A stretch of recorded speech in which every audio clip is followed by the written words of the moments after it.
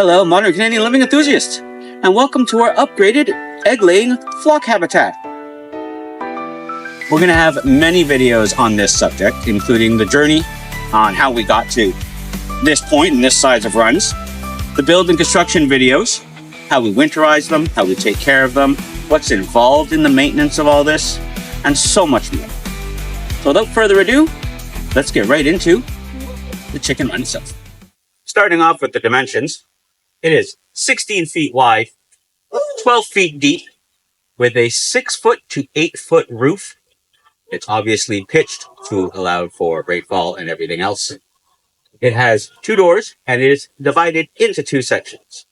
The left-hand section over here, which is right next to me, this is a 6 by 12 area, and the bigger section is a 10 by 12 area. Both have separate coops in the back.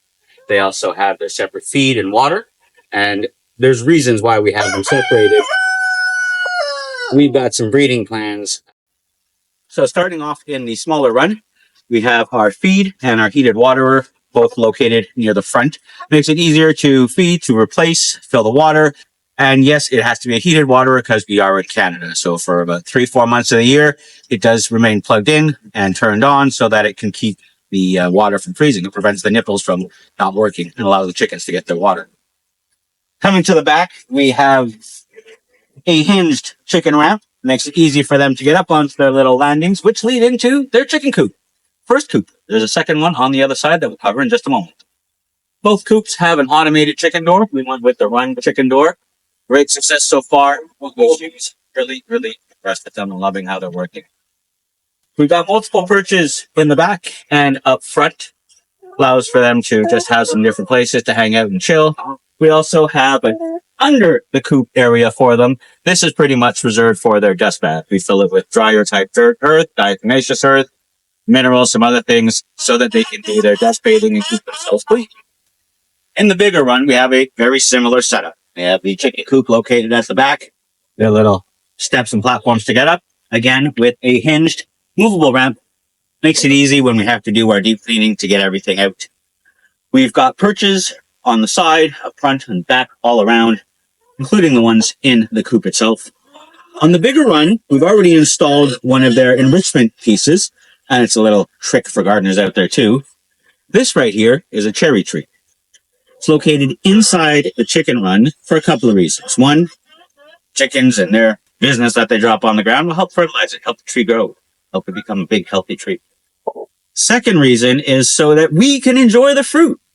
Anybody who's had cherry trees knows that you got to wrap them to prevent nature from eating, pretty much all the cherries. By having it in the enclosed runs that we already have, we don't have to wrap. We're going to keep the trees pruned short. We'll do door style, and we'll just enjoy the fruits that they give us, along with the enrichment and shade that it provides to the chickens. Again, both our feed and water are located near the front. It makes it easier to fill them up. The lights are on this side as well to provide that extra source of daylight during those shorter winter months. Chicken coop with the same automatic chicken run door located over here. Again, very impressed with them. They do work wonderfully. No issues so far. We also find on the inside of the run, plywood on the bottom, chicken wire up top. This was done because we don't want them to always see each other. And if we need to quarantine, we can easily put up a piece of plastic here to help separate. With having roosters on both sides, these two fellows knew each other. They grew up together. There are no problems, but that's not always going to be the case, as we are going to be having a different group on this side. So we want to make sure that the roosters don't fight all the time when looking at each other. And if need be, we can separate this out. You can also see inside that even though it is a bright day, the chickens have some shade. And it's important because chickens deal better with cold weather than they do with hot weather.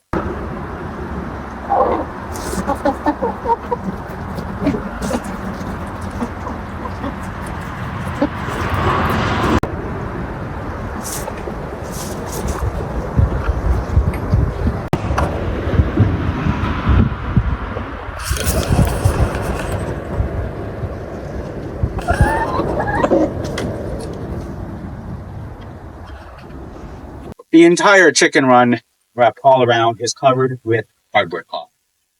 We went with 16 gauge. You can go with 19. You can go with lower than that. Honestly, the best recommendation, get what you can afford, get the thickest gauge possible. It just helps keep the ladies safe. So we have it completely covered, wrapped all around. It does go down about a foot and it extends out about 2 feet all in all directions, just to make sure that no digging creatures can get in. We do have plans to finish the trim all around with some crushed stone and then some river rock on top. But as you can see, we're running out of time and we're not quite there yet. So that means there'll be another video on that. For the roof, you'll notice that we have the shade cloth here. Because we're doing the deep bedding method, we decided not to go with the hard roof. And I know many in the chicken world are going to say that's controversial. We shouldn't be doing that. We chose to do it because of the need with this style of upkeep and maintenance for your chickens. You need to have water get out there to help that process and help it all break down. If it's too dry, stuff just festers and becomes all sorts of health concerns for the chickens. So having the water go in definitely helps the process and keeps it balanced for them. Once a year, maybe twice a year, depending, dig all this out, spread it in the garden, split it in different areas, help it turn into that black gold to help all the rest of our vegetables and fruits grow. And in return, that food goes back to the chickens. So it's full circle. Top is covered with the hardware cloth, but not just the hardware cloth. You got to make sure that it's protected from all predators. So we do have chicken wire and hardware cloth up top just to prevent anybody from getting in. We also have our automated chicken lights. So these are smart switches. There's a few of them. This is a smart house after all. So we do use smart home technology, AI, and all sorts of other things. And again, more videos coming on that stuff later on. But we have the smart switches located for the heated waterers, for their chicken lights, for the lights in the runs, for everything, including the coops too, just to make sure that they come on, and if they're not working, we know about it. It also makes it easy from the inside of the house to turn on all the switches by saying a couple of keywords in case there's a noise or we hear something inside.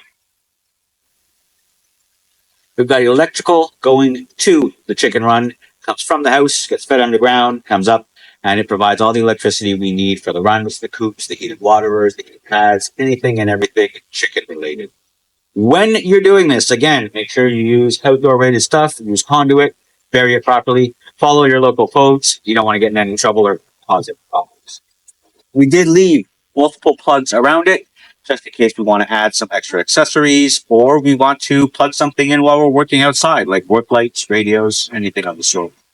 When you're planning this out and you're doing your electrical, think of not just what you want to connect now, but what's going to be connected in the future, what you're going to plan to add on. I want to make sure that you get it all done in the initial setup to make things easier. At the back, you can see we have both our chicken coops.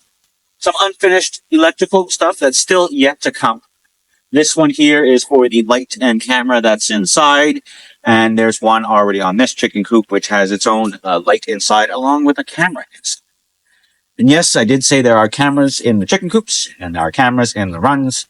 Again, security, protection, helps us keep an eye on everything. It also helps us track who's laying, who's not laying, as we've got some automation set up to track when a chicken goes into the box and start counting the eggs. When it comes to your chicken coops, make sure they're big enough for the amount of chickens you have. Make sure that they are built in a way that they'll last, and reinforce where needed. The under areas of both coops are secured with hardware cloth, 2x4s, fencing, and it goes down and skirts out to make sure that no predators can get in and harm any of our chickens. We have a platform here raised up to help get into the nesting boxes. It makes it easier, as this chicken coop right here is definitely a little higher. This one is a little lower, but they both work out as different number of chickens, different sizes. This one has 2 nesting boxes. That one has 1. We most likely will be adding a second nesting box in the back right over here, as the chicken math is a thing, right? Which means more chickens are bound to appear on this property. Don't let the rest of them know just yet, because I might get in trouble, but you know what the future holds. For clean out, this one here has a panel in the back. Simply comes off. Okay. Get in, remove it, clean everything out, make sure there's fresh shavings in, and keep it all clean and up to date. Our bigger chicken coop has a door on the side. Bigger chicken coop, bigger door, makes it easier to clean. Again, same thing. We open the door. Instead of sliding off the panel, we can bring a wheelbarrow over, take everything out that we need, and move it on off to the location so it can break down and be used as black gold in the garbage. That's what we do here. It's full circle. When you're planning these things out, make sure that you space them out. We've got 2 runs. We needed to make sure that we had enough room in between the nesting boxes to get in there. Otherwise, again, it's not enjoyable. If it's not enjoyable, we're not going to do it. And if we're not going to do it and put the effort in, why are we even starting these projects, right? Just to give you all a better view of the skirting, you can see it coming down here. Comes out to about here on this side. In the back, it does go about 4 feet. And that's just for an extra layer for digging trenchers. We'll be putting crushed rock on top, along with decorative river pebbles. Help finish it off. We also plan to add a bench here, just like the one we're going to go look at in the front in a second.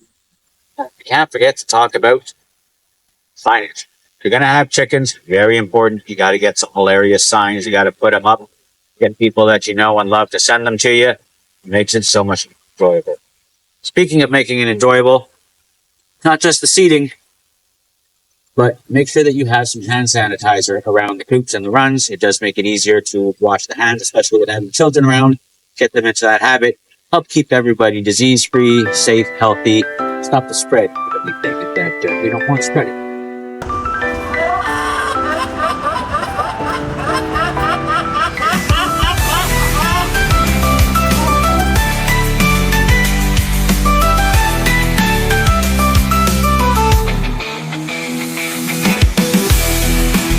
When it comes to building your chicken run, it doesn't have to be an ugly thing. It can be as nice, as complicated, or as simple as you'd like.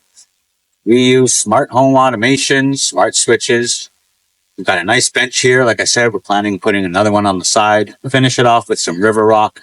We're going to be adding another tree to the smaller run side to give them some enrichment and activity and some protected fruit, just like you see on the bigger run side.